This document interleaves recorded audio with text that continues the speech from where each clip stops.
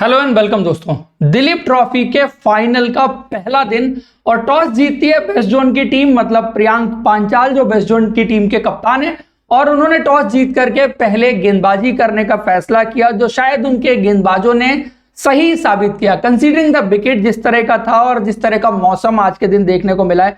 बारिश कहीं ना कहीं मैच के बीच में विलन बन के आई, जिसकी वजह से मैच में ज्यादा ओवर की गेंदबाजी नहीं हो सकी और सिर्फ 65 ओवर का खेल पहले दिन खेला गया है। लेकिन पहले दिन किस तरह का प्रदर्शन साउथ जोन के बल्लेबाजों और वेस्ट जोन के गेंदबाजों ने किया है उसकी बात हम करेंगे, और वन बाय वन हम आते हैं। ओपनिंग पेयर की बात करते हैं। सबसे पहले मयंक अग्रवाल की बात करते हैं, क्योंकि मयंक अग्रवाल सेमीफाइनल की दोनों पारियों में हाफ सेंचुरी लगाने वाले बल्लेबाज थे और कहीं ना कहीं पिछले मैच में दोनों टीमों के बीच जो डिफरेंस मेकर कहीं ना कहीं रहे वो मयंक अग्रवाल थे। मैन ऑफ द मैच भी थे पिछले मैच के, लेकिन यहां पर ज्यादा बड़ा स्कोर नहीं बना सके।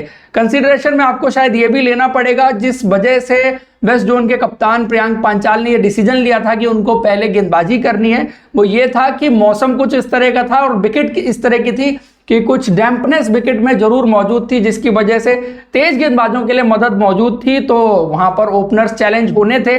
मयंक अग्रवाल भी हुए, लेकिन उन्होंने 28 रन की पारी फिर भी खेली 47 गेंदों पर। और अतीत सेठ जिनकी चर्चा काफी रही है इस दिलीप ट्रॉफी में, ओवरऑल बात की जाए चाहे बल्ले से हो या गेंद से। एक चीज आप अतीत सेठ के साथ भी देख रहे हैं कि बल्ले के साथ तो कुछ ऑड इनिंग्स उन्होंने खेली हैं, लेकिन गेंद के साथ लगातार अच्छा प्रदर्शन देखने को मिल रहा है। और आप कह सकते हैं कि जिस तरह से इवॉल्व हो रहे हैं, ग्रो हो रहे हैं red ball cricket, as a pure fast bowler किसी टीम में खेलने की काबिलियत रखते हैं। आगे इन पर ऑलराउंडर के पॉइंट ऑफ व्यू से ज्यादा नजर रहेगी, लेकिन एटलीस्ट गेंदबाजी के पॉइंट ऑफ व्यू से श्योर शॉट हर मैच की हर पारी में कुछ ना कुछ कंट्रीब्यूशन इनसे आपको देखने को मिलता है।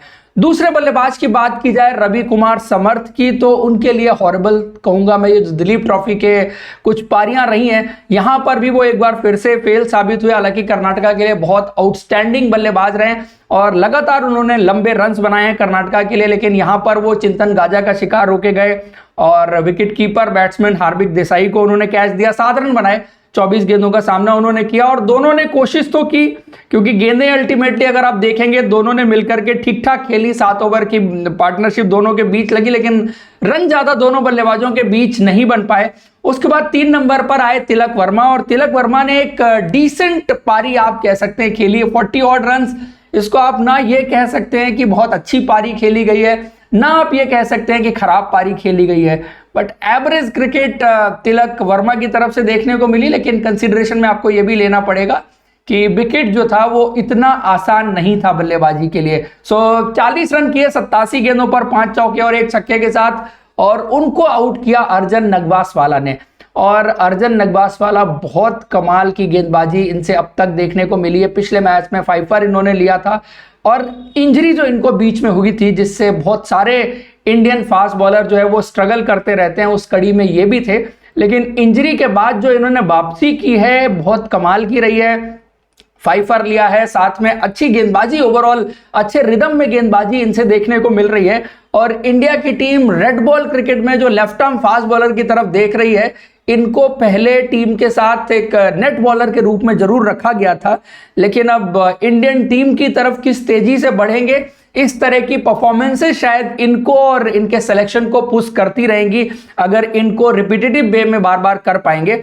उसके बाद आपको असली पारी आज के दिन की देखने को मिली हनुमा विहारी से। उन्होंने 63 रन की पारी खेली 130 गेंदों पर 9 चौकों के साथ, और कप्तानी पारी मैं कहूंगा, बिकॉज जैसे मैंने बाकी 3 बल्लेबाजों की बात की, इतना आसान नहीं था बल्लेबाजी करना इस तरह के विकेट पर। और जो पार्टनरशिप लगी बेसिकली तिलक वर्मा और हनुमा विहारी के बीच, जिसकी दम पर 182 पर 7 जो है अभी दिन का खेल खत्म होने तक स्कोर बना है साउथ जोन की टीम का। और 63 रन की पारी में उन्होंने कुछ फ्लिक शॉट बहुत ही दिलकश थे और साथ में कुछ जो कवर ड्राइव्स उन्होंने लगाई।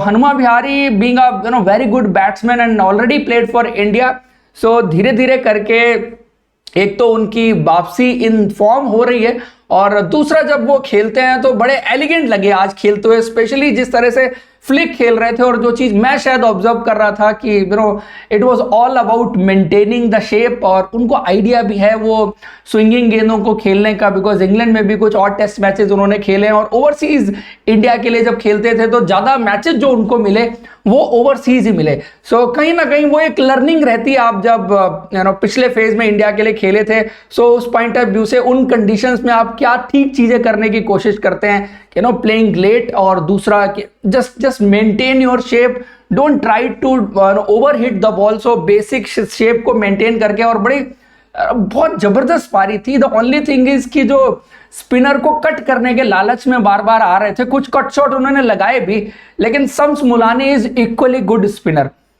एक चीज आपको बताऊं मैं, शम्स मुलानी जैसे आप एक चीज नोटिस करिएगा कि आजकल जो लेफ्ट आर्म स्पिनर आ रहे हैं वो ज्यादातर सीधा सीधा गेंद फेंकने वाले स्पिनर होते हैं। और अगर आपको याद होगा कि रवींद्र जडेजा जब अर्ली डेज में आए थे, 2013 की चैंपियंस ट्रॉफी, 2014 का T20 वर्ल्ड कप, उस वक्त एक तो ये था कि उनकी जो गेंद टर्न होके जाती थी, और दूसरा आर्मर का इस्तेमाल बहुत अच्छा करते थे। आजकल जैसे आप अक्षर पटेल को देखते हैं तो सीधे सीधे गेंद अंदर तो आती है बट स्पिन करके बाहर बहुत कम जाती है। But Shams Mulani is kind off spinner जिसकी गेंद पड़ के बाहर भी जाती है स्पिन होने के साथ, और आर्मर भी बहुत अच्छा है, तीखा है, तेज है। सो उसमें आप हमेशा बल्लेबाज को दुविधा में रखते हैं। एक गेंदबाज जिसकी गेंद सीधा सीधा अंदर ही आ रही है, उतना स्पिन नहीं हो रही, उतना टर्न नहीं हो रही, राइट हैंडर को छोड़ के नहीं जा रही, तो फिर बैट्समैन कई बार लाइन अप कर लेते हैं आपके खिलाफ। लेकिन जिसकी दोनों तरफ जाती है वो चैलेंजिंग रहता है, और शम्स मुलानी ने उसी जाल में कहीं ना कहीं हनुमा विहारी को आज के दिन फंसाया, जो वो ताड़ में थे कि किस तरह से कट शॉट मारा जाए, और गेंद जो शायद बहुत ज्यादा क्लोज टू द बॉडी थी, कट मारने की जगह थी नहीं, उसको मारने चले गए, जिसकी वजह से उनको आउट होना पड़ा। और शम्स मुलानी को उस ब्रेक थ्रू के लिए क्रेडिट जाएगा। पिछले मैच में वो खेले नहीं थे लेकिन इस मैच में खेल रहे थे, और अच्छी गेंदबाजी कहीं ना कहीं शम्स मुलानी ने की। रिकी वुई भी कुछ नहीं कर पाए, सचिन बेबी को यहाँ पर, साई सुदर्शन इस मैच में नहीं खेल रहे हैं, और एक प्लेयर और मिस आउट कर रहे हैं, के.एस. भरत। सो इन दो प्लेयर की जगह पर सचिन बेबी का इंक्लूजन यहाँ पर हुआ है, और एक बल्लेबाज जो है यहाँ पर रवि कुमार समर्थ का इंक्लूजन यहाँ पर हुआ है। सो ये दोनों बल्लेबाज बेसिकली मौके का फायदा नहीं उठा पाए। और अभी जो नॉट आउट बैट्समैन है उसमें वाशिंगटन सुंदर अभी नॉट आउट बैट्समैन है, उनके लिए पारी बहुत इंपॉर्टेंट है, क्योंकि ऑलरेडी अगर आप गेंद देखें 65 ओवर के आसपास पुरानी है, और अब शायद एक टेस्ट मैच उनको हो चुका है, और उनको फिटनेस जो प्रूव करनी थी पिछले मैच में वो उन्होंने कर दी है।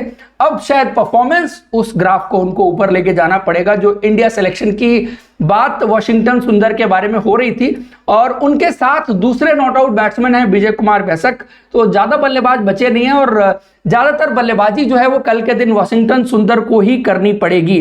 बाकी गेंदबाजों के आंकड़े आपको बता देता हूं। अर्जन नगवासवाला की बात जैसे मैंने की, 2 विकेट उनके खाते में थे।